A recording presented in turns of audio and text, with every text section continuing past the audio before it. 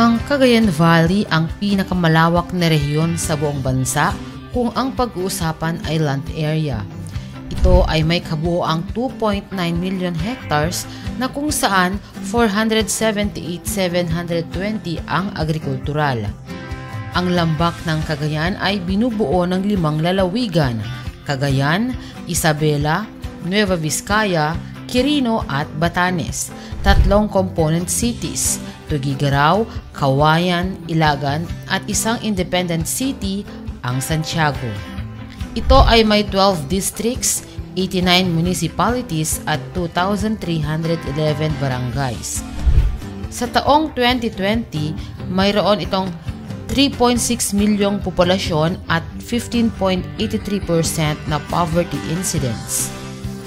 Ang rehiyon ang siyang top producer ng mais sa buong bansa na mayroong 23% share sa national corn production. Bagamat pumapangalawa lamang ito sa palay production na 17% share, nangunguna naman sa self-sufficiency level na mayroong 294%. Sa Rehiyon 2, matatagpuan ang San Mateo, Isabela bilang Munggo Capital, ang bayan ng Enrile, Cagayan bilang Peanut Capital, City of Ilagan bilang Corn Capital of the Philippines, at Kasibu, Nueva Vizcaya bilang Citrus Capital of Luzon. Sa gulay, ito ay mayroong 285% sufficiency at sa prutas naman ay 103% sufficient. Nagsusupply ito araw-araw ng tone-toneladang gulay sa Metro Manila at Caratig Rehiyon. Ang Cagayan Valley ay foot and mouth disease-free region. Ang nagtataguyod ng agricultural development sa rehiyon ay ang Department of Agriculture Regional Field Office No.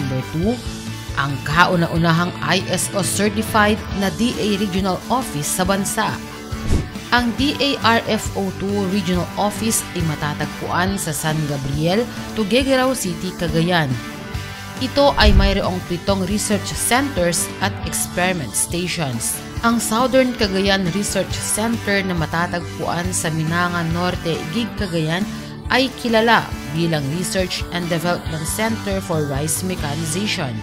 Ang SCRC ay TESDA accredited, Assessment at Training Center sa Rice Machinery Operation, DOT accredited, R&D Tourism Site para sa Integrated Farming System, at third-party organic agriculture certified station sa organic farming. Ito ay producer ng dekalidad na uri ng palay, open-pollinated vegetables, tissue culture, banana seedlings at mushroom spawns. Ang SCRC ay mayroong satellite station sa Magirig, Solana, Cagayan. Ang Cagayan Breeding Station na nagsisilbing nucleus farm ng purebred meat type na kambing tulad ng Boer at Kalahari Red. Ang CBS ay DOT accredited Research and Development Tourism Site para sa livestock-based integrated farming at pinanggagalingan ng liquid nitrogen para sa artificial insemination services. Ang Northern Cagayan Experiment Station sa Lukban, Abulug, Cagayan ay ang pinanggagalingan ng Sweet Abulug Pomelo at nagtataguyod ng rice-based farming system sa lowland at adverse ecosystem. Ito ay DOT accredited at R&D tourism site at third-party certified organic agriculture research station. Ang NCES ay DABPI accredited rice seed producer at pinanggagalingan ng mga eksperto sa rice and duck farming system. Sa Isabela, ang Cagayan Valley Research Center sa San Felipe, City of Ilagan ay siyang research and development center para sa open-pollinated varieties ng mais at mani. Ang istasyon ang pinanggagalingan ng glutinous at white corn flint, mung bean, soybean, OPV vegetables at fruit tree seedlings.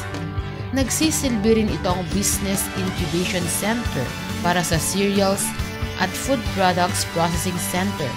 Ang CVRC ay ang kauna-unahang DOT accredited R&D tourism site para sa integrated urban farming, TESDA accredited site para sa crop production, PhilGAP certified at third-party certified organic agriculture research station. Mayroon din itong annex sa Baligatan, City of Ilagan na nagtataguyod ng integrated at organic agriculture farming. Dinadayo ito ng mga bisita dahil sa mga nakikitang makabagong teknolohiya sa food production at processing. Ang Isabela Experiment Station sa Gamu, Isabela ay nucleus farm ng purebred na karnero tulad ng Catadin, St. Croix at Dorper. Ito rin ang pinanggagalingan ng native pigs, chicken, forage planting materials at DOT-accredited tourism site for livestock at integrated farming sa lowland. Ang IES ay ang Regional Center for Native Animal Development, Production and Learning Site at third-party certified station for organic agriculture sa Region 2. Sa Nueva Vizcaya, kilala ang Nueva Vizcaya Experiment Station sa Tapaya, Bagabag bilang nucleus farm ng purebred ng dairy goats, native pigs at forage planting materials. Ito ay DOT-accredited R&D tourism site para sa exotic fruit trees and spices, PhilGAP certified at third-party certified organic agriculture research station. Sa Quirino, kilala ang Quirino Experiment Station sa bayan ng Aglipay na pinagmumulan ng purebred cattle and forage materials. Ito ay DOT-accredited agritourism site para sa kape, saging at integrated farming sa sloping areas. Ang QES ay PhilGAP at third-party certified organic agriculture research station. Ang Batanes Experiment Station naman ay tinaguriang R&D Center para sa organic sweet potato at garlic. Ito ay DOT-accredited R&D tourism site at third-party certified station para sa organic agriculture, partikular sa crops at livestock. Isa pang pasilidad sa ilalim ng operasyon ng DARFO2 ay ang Cagayan Valley Integrated Agricultural Laboratory. Matatagpuan sa Regional Government Center, Carig Sur, Tuguegarao City. Ang DACVL ay kinabibilangan ng 4 na laboratorio. Ito ay ang Regional Soils Laboratory, Regional Crop Protection Center, Regional Animal Disease Diagnostic Laboratory, at Regional Feed Chemical Analysis Laboratory. Ang DARFO2 ay mayroong sariling radio station, ang DZDA 105.3 FM radyo pangkaunlaran na siyang nagtataguyod sa mabilis na information dissemination ng mga programa, serbisyo at makabagong teknolohiya para sa mga magsasaka, mangingisda at general public. Iniimplementa ng DARFO2 ang mga banner programs tulad ng rice, corn, high-value crops, livestock at organic agriculture at special program tulad ng Philippine Rural Development Project o PRDP. Ang mga interventions sa ilalim ng nasabing priority programs ay nakatuon sa mga farmers, cooperatives and associations o FCAs sa ilalim ng Farm and Fisheries Clustering and Consolidation. Ang F2C2 program ay naglalayong palakasin ang kakayahan ng mga magsasaka, mangingisda at private sector upang maitaas pa ang agricultural productivity at profitability sa pamamagitan ng pagbibigay ng tamang suporta sa mga FCAs.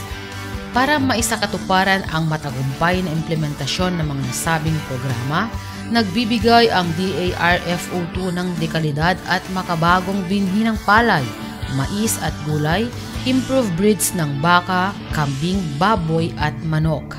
Nagbibigay din ito ng abono, irigasyon tulad ng solar-powered irrigation system, small water impounding project, diversion dam, spring development, farm machines and equipment, greenhouse, garden tools at agricultural inputs.